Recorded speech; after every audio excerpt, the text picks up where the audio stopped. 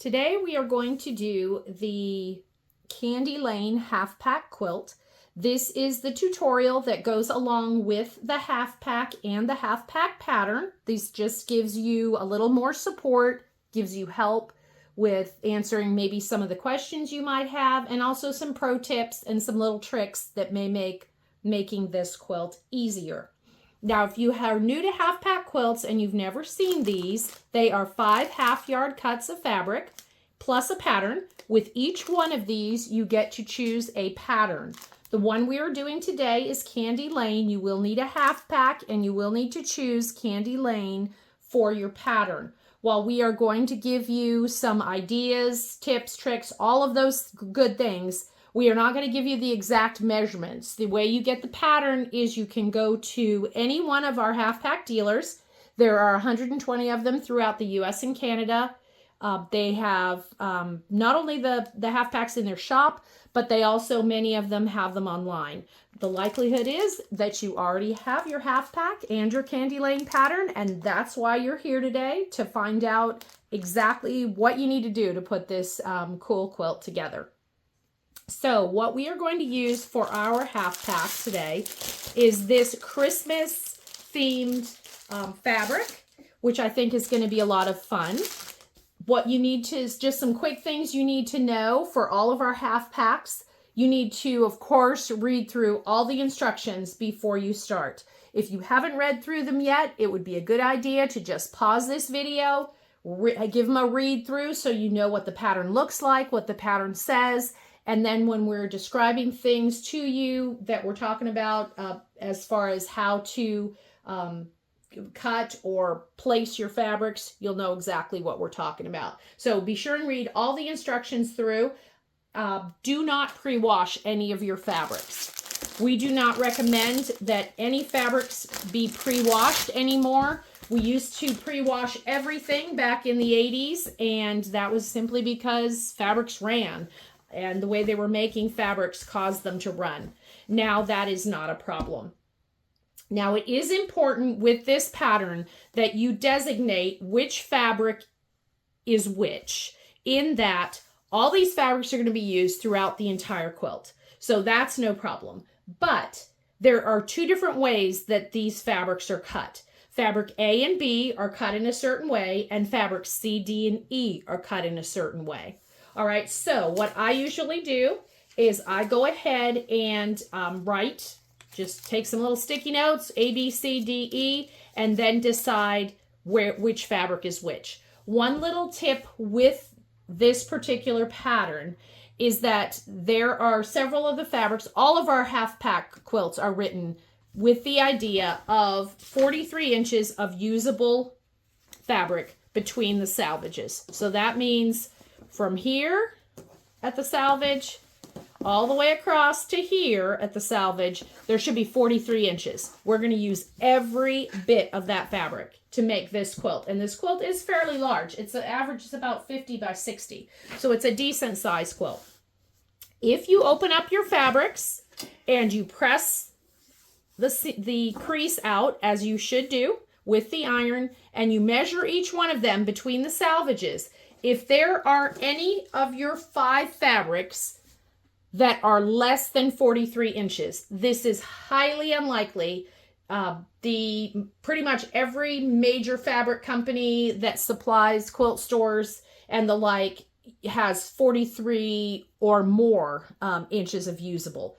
If you should come across that one fabric that is a little bit less than 43 inches, with the Candy Lane pattern, be sure and assign A or B to that particular fabric. If you do that, you will still have more than enough fabric to do this entire quilt top. So what that looks like is I took mine and I decided that I wanted to do, let's see, I usually shuffle them around, look at the diagram on the back, kind of get an idea of what the finished quilt is going to look like, how I want the fabrics to lay. With this one, as I said, the fabrics, more so than some of the others, the fabrics are pretty much spread out really evenly throughout in large panels and then in half square with half square triangles. So this is what I decided that I was going to do. And the way I do this is, like I said, I just put my little sticky notes with the letters. And then I usually just go ahead and snap a picture with my phone. That way, when I get to the diagram on the back, I've got all my pieces ready to be put together. And I just can't remember which one was B, because it gets a little confusing sometimes when you've got all these blocks and all these things you're trying to figure out. It just makes it easy. You can just look at the picture on your phone and go, oh yeah, that was B. Okay, that goes here. This diagram to put the quilt together when you're done is on the back side of the pattern, and it is very well laid out. It shows you by letters where everything goes. So that makes it really easy. And if you have already marked your letters like I have here, or in another way, if you've got another great way to do it, by all means, use that. And it makes it super easy to put it together. So that is the first thing you need to do. And if at any point during this video, you need to go ahead and pause it so that you can do some of the things that we're talking about, by all means, feel free. Okay, so when cutting all of these fabrics, be sure that you are cutting them opened out. So single layer. They come like this, folded in half. Lots of times you'll cut your fabrics for quilts, with it double folded like this.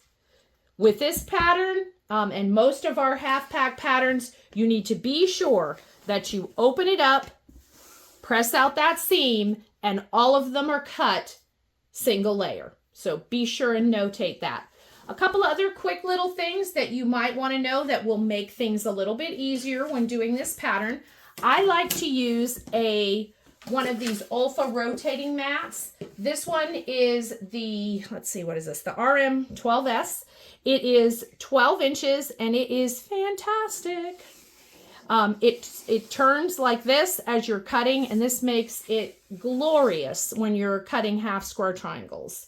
You of course don't have to have this, but if you have one, get it out of your quilting closet, or you can also purchase them on Amazon, or most quilt stores carry them.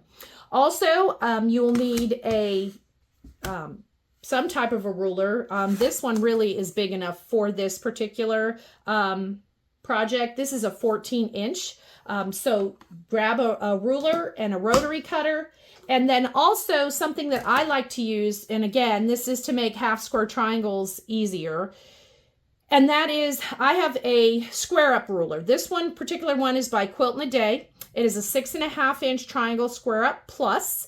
This can be purchased online. It can be purchased at Amazon. Some quilt stores carry it. I like this one. There are a bunch of different square up rulers out there. I will be using this one today for my half square triangles. So these are just some tools you may want to gather that'll make things easier for you as you're making this quilt. Okay, now I'm going to show you. You can go ahead and pause this video and go ahead and do all of your cutting. There's very good diagrams and the sizing on the pattern, so you can go ahead and cut out your pieces. These are the ones that I've cut out. You will end up with 3 different sizes. You will end up with long rectangles, you will end up with larger squares, and then some smaller squares. All right, so you will end up with large rectangles from all of your each of your fabrics. You'll also end up with large squares from each of your fabrics, and you will end up with some smaller squares from fabrics. I believe these are C, D, and E. So those are the pieces that you will have, and that's what we're going to work with today. So if you haven't already cut out your squares and your rectangles, go ahead and do that, and then we'll come right back and we'll show you how to start making some of those half square triangles. Alrighty, now that we have all of our pieces cut out, we're going to set aside our large rectangles, and we're also going to set aside our large squares. We're going to start off with the smaller squares. Now you should have 9 total small squares, 3 from each of the fabrics, the fabrics C, D, and E.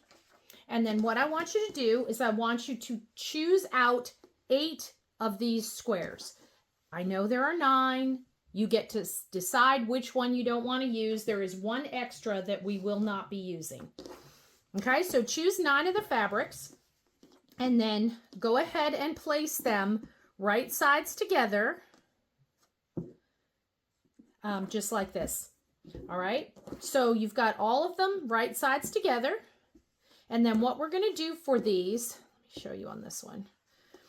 The way we're going to sew these particular half square triangles together is we're going to take them to the sewing machine and we're going to sew 1/4 inch. Of course, all the seams on this quilt are 1/4 inch, but we're going to sew 1/4 inch all the way around the entire edge of each of these sets of squares.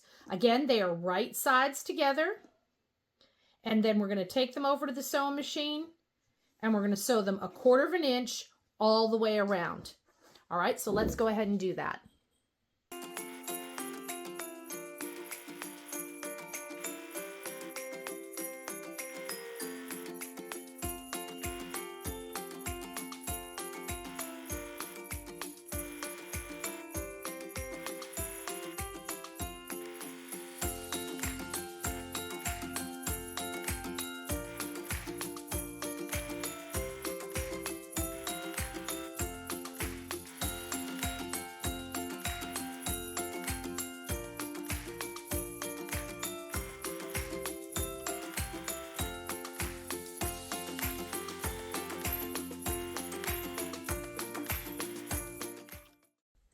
Okay, now we've got all of our stitched blocks ready to go. And what we're going to do is we're going to go ahead and cut them from corner to corner. All right, and this is one of those times that I'm going to be using the rotating mat. Works fantastic. Keeps everything in place while you rotate it around and cut it across. Okay, and we're going to go ahead and do that with all of our small squares that we've just sewn together. Right, now once you get these all cut so that you've got what looks like this, you're going to either do one of two things. Either you're going to go ahead and use your some type of square up ruler, whatever square up ruler you normally use. With the Quilt in a Day Square Up Plus, what you do is it says on the pattern exactly how big these half square triangles need to be.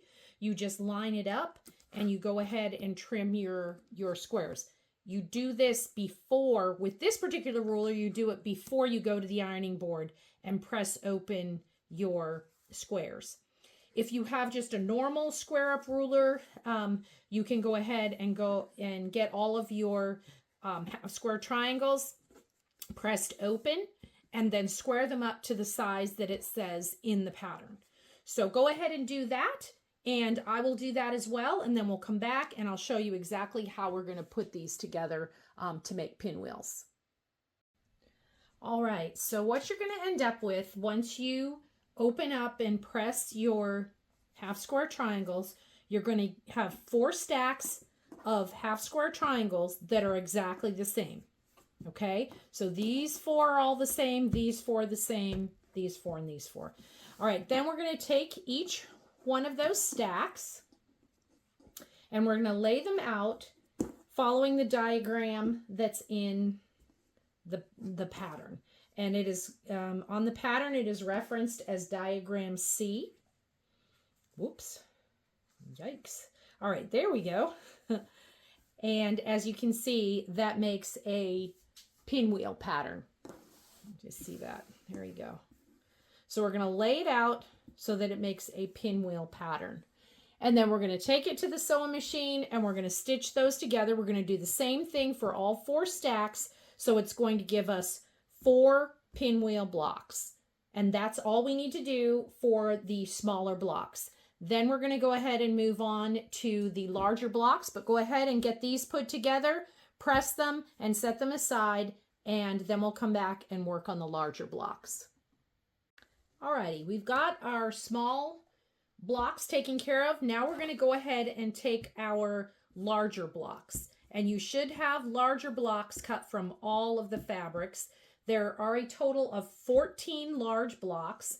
And just like we did with the smaller blocks, we're going to take those and we are going to put them together, right sides together. Okay?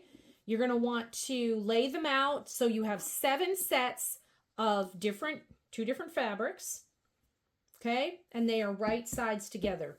Now we are sewing these together a little bit differently than we did our smaller blocks. For these blocks, we are going to take a ruler and we're going to draw a diagonal line. Instead of cutting it after it's sewn in a diagonal, like we did with the last ones, we're going to just go ahead and draw a diagonal line.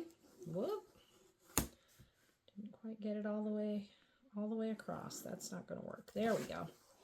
All right, and then we're going to go ahead in the other direction, corner to corner. All right, and we're going to draw a line on the diagonal. So now what we are going to do for stitching on these particular large blocks are we are going to stitch 1/4 of an inch from that line on both sides of the diagonal line, and then on both sides 1/4 of an inch on the sides of this diagonal line.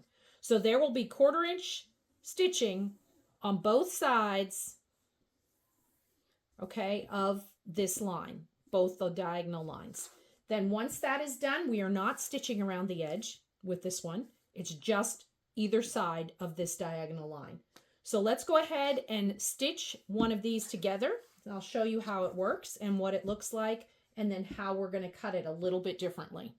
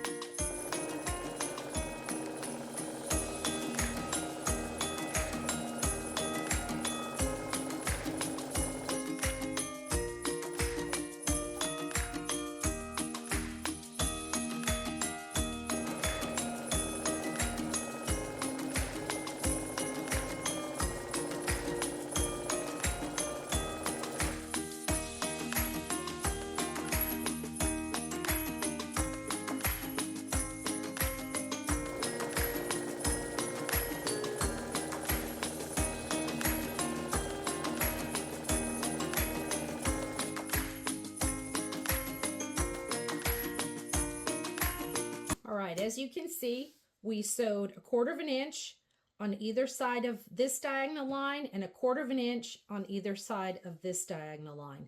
And you're going to want to repeat that with all 7 sets of your larger blocks. Once you have that done, let me grab my rotary cutter. We're going to cut them apart, and it is a little bit different than the last one. This is another situation where the rotating mat is very nice, and here's why. We are going to make 4 cuts in these larger blocks. Okay, the first 2 cuts are going to be diagonal cuts, corner to corner, right on that line that we just drew. Okay. The second set of cuts is going to be right up the center. Okay, of these ones, and then turn it, and we're going to cut it up the center in this direction. Okay, what that's going to give you is it's going to give you 8 identical half squares. Okay, so at this point, you want to square up your half square triangles. So whether or not you use a square up ruler before you iron them and press them, or you go ahead and press them open and then square them up to the size that the pattern says, either way, you're going to want to do that. with all of your sets of large square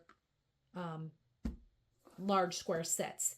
So once you've got all of those done, we're going to assemble them exactly the same way as we did our smaller square sets.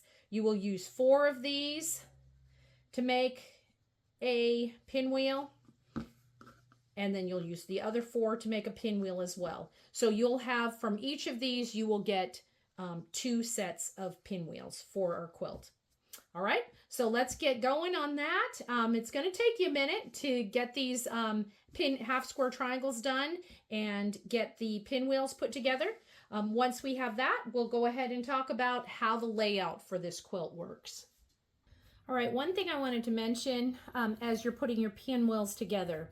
Once you have your pinwheels laid out and you've got that first seam sewed together, go ahead and press your seams, those center seams, in opposite directions. So this one is heading this way, this one is heading this way.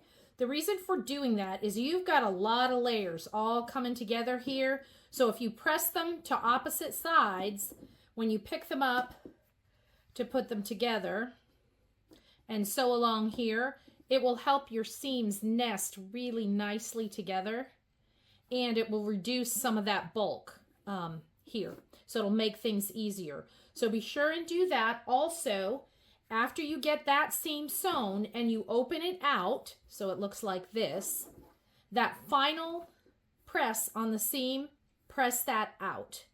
Okay? And what that's going to do, you've got so many seams from both sides coming together right at that point that it's going to make it really thick and bulky. If you open that seam out, it's going to help reduce some of that. And whether you're quilting this for yourself or if you've got a long armor that's doing it for you, it's going to make it a lot easier for the needle to go through that and not break as many needles, actually, if you go ahead and press those out. So that's just a little tip that I like to do, and it helps a lot.